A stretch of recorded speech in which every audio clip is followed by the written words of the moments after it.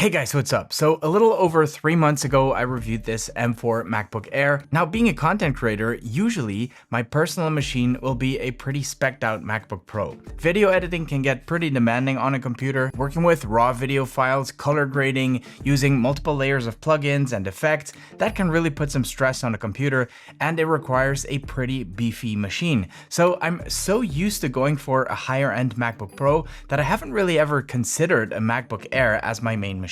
I did always have an appreciation for these Air models, especially the base models, because they're such good value for money, and I like to review them because I know a lot of you guys are interested in these machines and not everybody needs a bunch of horsepower. In fact, most regular users probably don't. So my idea was to review the M4 MacBook Air like I always do, then use it as a secondary machine, maybe take it on the odd trip with me, enough to learn about its pros and cons so I can share those with you in a follow-up review. I mean, that's kind of how it goes in the tech review space, but as I was testing this M4 MacBook Air for my reviews, I noticed how much I actually enjoyed using it, and I was actually pretty blown away with all the things it can handle. And that experience made me completely rethink my workflow and how I organize my machines. Let's ramble. Hold up, things go wild when I pull up. They all on me like it wants them. Right, so like I said, my main machine has always been a maxed out MacBook Pro, or at least it has since I started this channel. It would serve both as my desktop and my laptop, if you will, because I pretty much kept it docked on my desk in clamshell mode, unless I had to take a business trip, which is when I would undock it and bring it with me to use as a laptop. I never really liked using the MacBook Pro on the couch at home, for instance, because these things are pretty heavy and bulky, so I mostly just ended up using my iPad instead. But iPads are not computers, so there were certain things I couldn't really do until I got back to the office, back to my computer. Now, because this M4 MacBook Air is so thin and so light, I found myself taking it home more and more, and that one I actually did enjoy using on the couch, very much so. To give you an idea, the MacBook Pro, the chunkiest of the three, weighs 1.6 kilograms, and I will put the equivalent in pounds somewhere on the screen for you. The MacBook Air weighs 1.2 kilograms, which is a significant difference, and the iPad Pro with Magic Keyboard comes in at a little over a kilogram, which is lighter than the MacBook Air, but not by a whole lot. And the MacBook Air does come with a 13.6-inch screen as opposed to the 11-inch screen on the iPad Pro. And unlike my iPad, the M4 MacBook Air can of course run full Mac apps, including Final Cut Pro. So I thought I'd start doing some rough edits on the couch at home on this M4 MacBook Air and keep the heavy lifting for when I get back to the office. But to my surprise, this M4 MacBook Air is perfectly capable of doing a full video edit, color grading, plugins, the whole 9 yards. I mean, it might run hot at times when I really put it to work because it is super thin and it does not have active cooling, and it will show the occasional stutter maybe, but by and large, it does really well. Now, the one Mac I'd never used before was a Mac Studio, even though I've been super curious about these things for a while and I've wanted to review one for the channel, and then kind of a light bulb went off. What if I invested in that new M3 Ultra Mac Studio and kept that as my main studio beast for the next years to come and use this M4 MacBook Air for literally everything else? That way, I will always have that powerhouse at the studio if all else fails, you know? But I get to enjoy using this beautiful lightweight machine every single day and take it on trips with me as my main editing machine, replacing my MacBook Pro entirely. I did go for a slightly upgraded version this time. I chose the 24GB version, which comes with a 10-core CPU and a 10-core GPU and 512GB of SSD storage.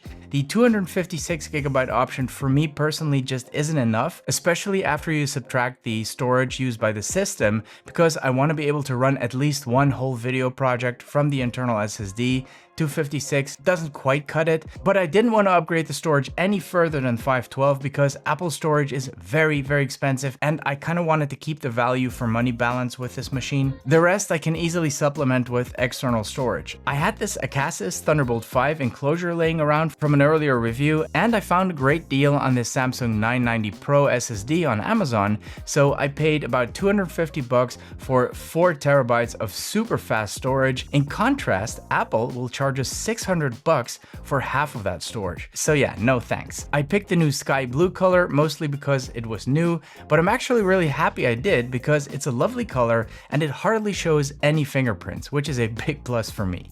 The battery on this thing is absolutely amazing. I can easily use it all day long and still have some juice left at the end of the day, even on days where I do a lot of video editing. Find me another computer, especially one that is this thin, that can do that. Now guys, no matter what Mac you're using, please do yourself a favor and keep it protected, clean, and organized, and there really isn't a better tool than CleanMyMac. This software is notarized by Apple and crafted by MacPaw, and it can do it all. I've been using it for years, and if you've been around the channel for a bit, I'm sure you've heard me talk about CleanMyMac before. Smart Care keeps your Mac clean and optimized by removing system cache, development junk, and unnecessary files, all from a super sleek and user-friendly dashboard. And the Moonlock anti-malware engine has saved me more than a few times already by warning me about malware and getting rid of it. But this new feature called Space Lens is just awesome. I mean, this is what storage management should look like. Space Lens gives you a super clean and detailed map of your storage on both internal and external drives, with folders shown as bubbles of various sizes, so you can identify all the large and not so large files at just a glance. No more digging through folders and settings menus, you can dive right in and find those files that have been cluttering up your machine. My favorite part is that when you click on one of the bubbles, the files inside that bubble will be organized in the exact same visual way. Select the files you want to review and potentially remove from the left-hand menu, and CleanMyMac will do the rest. It is super convenient. So guys, get tidy today, try 7 days free, and use my code Rambles for 20% off. Now, of course, using external accessories like the SSD enclosure I just showed you does drain the battery a bit quicker, but nothing too crazy, and the battery health after 3 months of use is still at 100% too. Typing on this thing feels great. It uses the same scissor switch mechanism Apple has been using since they moved away from the butterfly keyboard, and I'm a big fan. Needless to say that emailing, web browsing, and normal office stuff all works beautifully on this machine. But the days that these MacBook Airs were just browsing and light office work machines really are over. Apple Silicon chips have become so powerful and so efficient that these really have become true all-rounder machines in my opinion. Even gaming works pretty well on this M4 Macbook Air.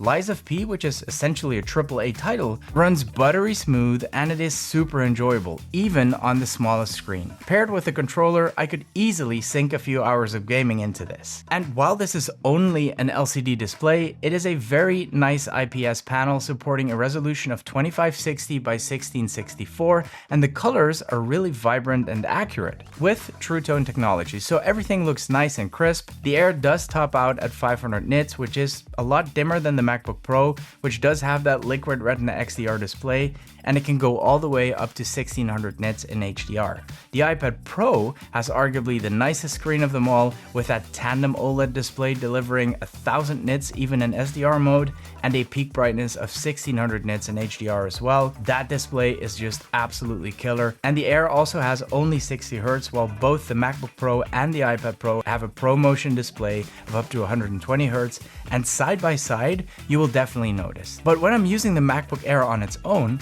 I think it looks great, and other than the brightness when I'm using it outside, which is definitely a little dim, I quite enjoy the way this display looks. What's also new on this M4 MacBook Air is that it can now drive 2 high-resolution monitors, like my dual studio display setup that I've hooked up to my Mac Studio. I just take the 2 Thunderbolt cables out of the Mac Studio, stick them into the ports on the MacBook Air, and boom, dual display support. Oh, and you can actually keep the MacBook Air open now as well, which you couldn't do before, so you're technically rocking 3 displays.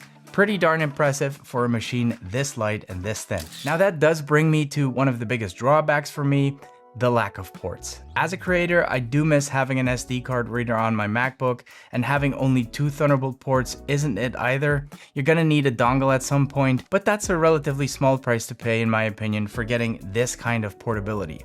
Harbour London hooked me up with some of their beautiful leather sleeves. This ultra slim, super sleek looking cognac one is definitely one of my favorites. It barely adds any thickness or any bulk to the package, and it still slips into my backpack super easily. Whenever I have a meeting in town and I don't want to bring my entire backpack, this Legacy laptop sleeve is just perfect.